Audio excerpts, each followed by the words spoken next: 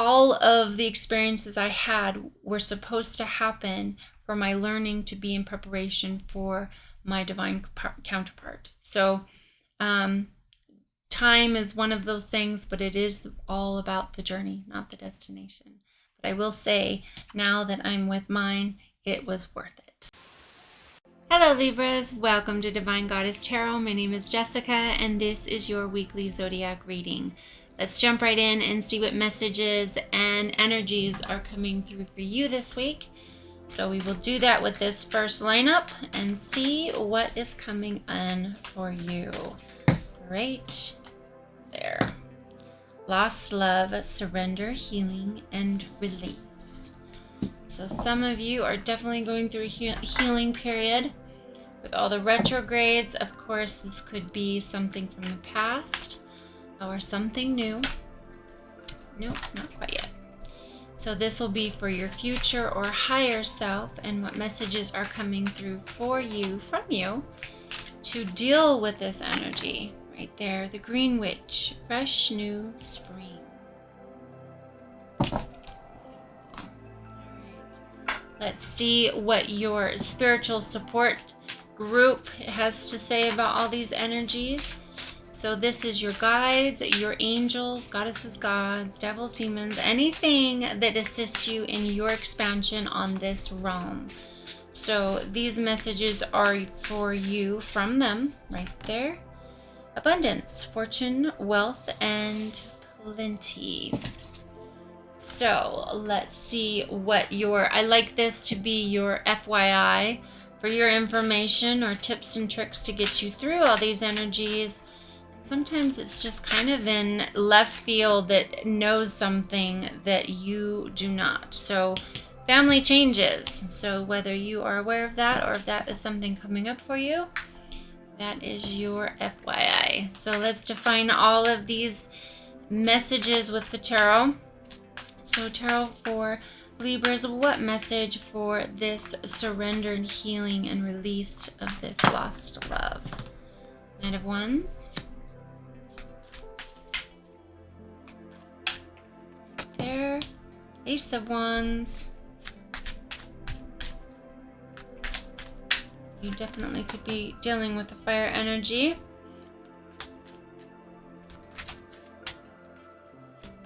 Time for you to tap into fire energy. So under your higher future self, you've got the 9 of Cups right there, King of Wands, 4 of Pentacles.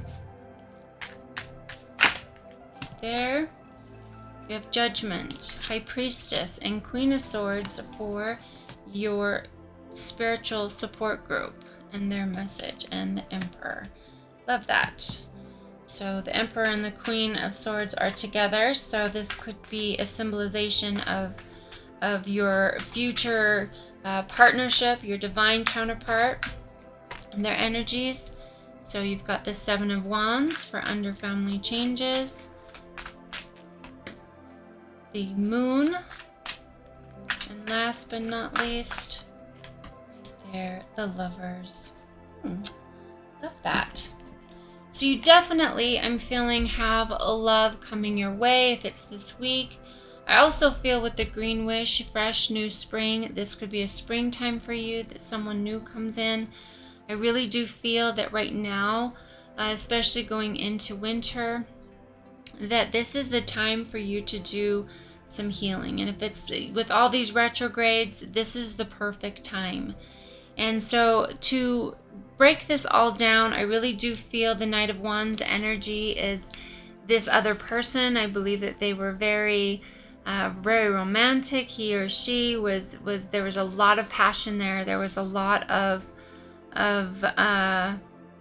desire and just compatibility when it comes to the physical. There was a lot of flames in this relationship, and so a lot of times when there's a lot of passion, those are the hardest ones to let go or to heal. I do feel with the Ace of Wands that perhaps this was, with all these retrogrades, there was an offer to come back, or perhaps you made the offer to go back and perhaps it didn't work. I'm really feeling that if some of you did go back to a former love and try again, You know, I'm not a fan of that because it's kind of like rereading a book sometimes and then seeing if it has a different ending. And a lot of times it is our just rereading it to see that it was the same story, that nothing has changed. If someone isn't willing to work on themselves and change, it's the same result. Can people change? Absolutely. And you've got Temperance down here, which really tells me that is, you know, alchemy is a thing. It is what you're working on. It is you turning this lost love into alchemizing the energy into a lesson for you to learn, so that when your lover, which is all the way over here, is when you're ready for that, and your person is ready for you, that you will have the lessons under your belt to have clarity. Because if you don't have clarity and healing of this lost love, then what happens is we carry that baggage into the next one. And if we have any doubt, any uncertainty, or we are divided in any way, we could sabotage something really great. So I'm really feeling that this is your time to really tap into this healing energy, put this old relationship to bed, not necessarily like literally, but figuratively. and maybe that's what you needed to do as well, is take it to bed one more time and see that nothing has changed, so that you can fully move on. So during retrogrades are the time, you know, Mars is there in retrograde, and of course we go back into Mercury going retrograde at the end of December. So there's we're not getting a break right now, everyone. Like this is a lot of work being done. All these retrogrades are on purpose. They are for us to have the illusion of looking back to see what is not healed in our lives or what isn't working. And we exponentially move forward with the learning of the lessons when we learn them during retrograde. So just know that. Don't be too hard on yourself. And with Temperance, it just really is, you're finding your third eye sight, your ability to see things as they are. And I always say, you know, whenever I'm going to source and I'm wanting to have answers, and I'm kind of like, I don't even know what questions to ask. The question I ask is, what am I missing? What am I not seeing? And so perhaps that's the question for you to have, you know, clarity on this lost love. And surrendering to it and healing is to really see perhaps something you didn't see before, so that you can close this chapter in your life. So your higher future self is really saying fresh, new spring, green witch, you know, perhaps, you know, getting your feet into the green grass to ground. And then perhaps that is in a springtime is when you will have a turnover of really being open and ready for something meaningful. And I'm seeing with the 9 of Cups that this is, you know, this is fulfillment. This is fat and happy. This is what you want, your desires coming to fulfillment. And you also have, of course, the Lovers here, the Queen and the Emperor energy going on. And then you've got the King of Wands here. So I really feel that, you know, it doesn't matter what you are looking at, as far as if you are attracted to men or women, that you've, over in this lost love, you have the Knight of Wands. So over here, your higher self, you've got the King of Wands. And I don't know about you, but would you want a knight or a king? And so that energy tells me that this person he has vision, or she has vision. They embody this energy of really having sight. They're grounded, they're wise, they're passionate, they're creative, but they are not going to back. They are not fleeting. They are not rushing in a storm of fury, of romance and passion, and then running out just as fast. I really feel that this is all of those things, you know, as they say, all that in a bag of chips. So I really feel that this energy is really the king energy that you want, not just a fleeting love, even though those are fun, but you want this. And last in that line from your higher self is the 4 of Pentacles.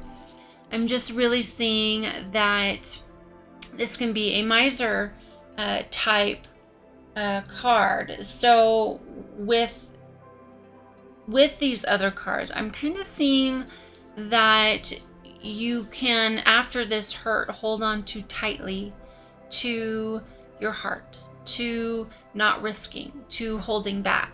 And if you do that, you won't get what you want in any relationship. It is about risk. It is about taking the chance. It's about opening your heart again and doing it again and again until we find a perfect match that we are completely compatible in the offering of our cups to each other, and you don't give up. That is a true partner, is when we can see all of the things we should be working on, the things that don't work, and they still love us, to go, let's work on them together and let's make this happen. And that is truly what, when you find love that sparkles back, is when you're both willing to do the work. Relationships don't just happen, they are made. And they're made through the highs and lows, and they're made through never giving up. And we're just not taught that relationships are a lot harder than what they are, but they take work, and they take being our truth and our authenticity, and allowing for change, and having the differences that are necessary to be in relationship, and our own individuality, even though we are a unit. And so I feel like that's really important here. This Four of Pentacles really does tell me, careful not to hold on too tightly with your heart when you're through all of this, because it is all about getting vulnerable again and doing it again.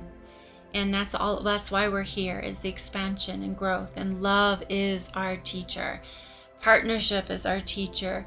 Getting out there and risking is our teacher. It's no different than a job or anything in life. It is about doing it again. And even successful people with their work and their jobs, they have failures over and over and over. And it's no different in love. And if we keep closing our heart rather than opening it, then we get further away from our goal.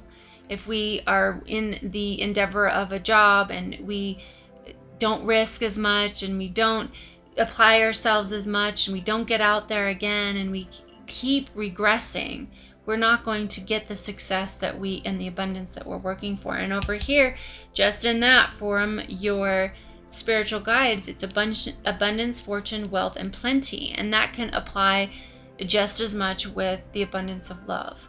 And I feel that it is no different. It's right there along the same energy. And when we tap into the opening of our heart, an opening of that high vibration of love, and we work on it, we can be reborn in this Judgment card. Like, this is them awakening from the coffins into their new life, and they're doing it naked. They're doing it with risk. They're doing it again. It is the fool's journey to do it again. Get up, get moving, try again. And I love that, because this is really what, it doesn't matter if it's a job. If I'm talking work here and it's not love for you, it is the same thing. You gotta get up and you get moving again, and you try again. And we're just not taught in our culture to fail, and we don't see the value in it. And when you see any type of millionaire or a couple in love or whatever it is, their foundation is on failure. It is how they step and move into change, into being reborn, into doing it different. And so with that, you've got the High Priestess, which is, there's scrolls here hidden in her robe. I really feel that and she's got the moon phases on her crown. There's parts of this that you're not going to be able to see. That's what's so scary about relationships, is because we don't know how, if they will end. And so it is all about taking that risk and being in the moment and giving of our heart. And when we do, you've got the Queen of Swords and the Emperor right here, which is essentially air energy, which could be you and whoever this other person is. If it's a really solid person, or vice versa, it doesn't have to be sexist here, it is the energy of the Emperor. However, in all couples, we all have a feminine and a masculine energy. That's what creates the sexual polarity of attraction. And so no matter if it's a same-sex relationship or not, one resides in one or the other. And so the point is that someone has that beautiful Emperor energy, someone has that beautiful Queen of Swords energy, and it's a beautiful mix. This is really beautiful energy. I really feel with this air energy, you've tapped into clarity. With this experience of losing love, you have the choice to step in to allowing this to transform you and really awaken in that Judgment card into your new life of abundance, and whatever that means to you. So family changes, you've got the Lovers at the bottom. So I feel like overall you are moving. This is the goal, is true love. It is, a reason, a season, or a lifetime. This next couple could be just a reason. And then where you're headed in life could be that Lovers. You could be dealing with the Gemini energy. You could be dealing, there's a lot of air here, but there's also a lot of fire. And so whatever family changes, for the future, that could be that could be marriage, that could be something later, you meet this person later on, you could meet him this week, you're still healing it, or it could be spring. I really do see a lot of spring energy here. So this coming to fruition could be around that cycle. So you take this fall and winter and you heal, and you choose yourself, love yourself, and build yourself up into that Queen of Swords energy or the Emperor energy, both, and you get really clear on what you want, and then you attract a partnership of equal measure because you're of that vibration. It's just law of attraction. It's physics, right? So when we raise our vibration, we raise our learning, our High Priestess energy of opening scrolls for ourselves, for our own enlightenment, then we attract an equal partner of that same vibration. Now, does it mean that it's going to be a perfect match? No, it means that you are going to be perfectly individuals that work together on yourselves, and therefore the connection. So I see that there has been whatever family changes that are happening right now. This could be that falling away. This could have been divorce. This could have been that breakup. This could have been this. And so, again, it's going into the moon energy of trusting your intuition of what you can't see. But your intuition, your higher self, and these family changes is assuring you love is on the way. It's going to take perhaps some time and this lesson before that comes to fruition of the person that you're supposed to be with. And like I always say a reason, a season, or a lifetime. So it could just be the next lesson. But I see two couples here. So if this is, the stepping stone of your next partner that's in partnership with you for the lessons, for your final love relationship, your divine counterpart, that could be very much it. I know that doesn't sound fun, but it happens. Before I met my person 10 years prior, I went to a reader and she was like, yep, you're not meeting your person for a very long time. And it was a lot of years later. It was over 10, and she was correct. And it sucked, and I didn't want to listen to her at all. But all of the experiences I had were supposed to happen for my learning to be in preparation for my divine counterpart. So time is one of those things, but it is all about the journey, not the destination. But I will say, now that I'm with mine, it was worth it. So I hope you loved your reading here today, Libras. Thank you so much, and I'll see you next time.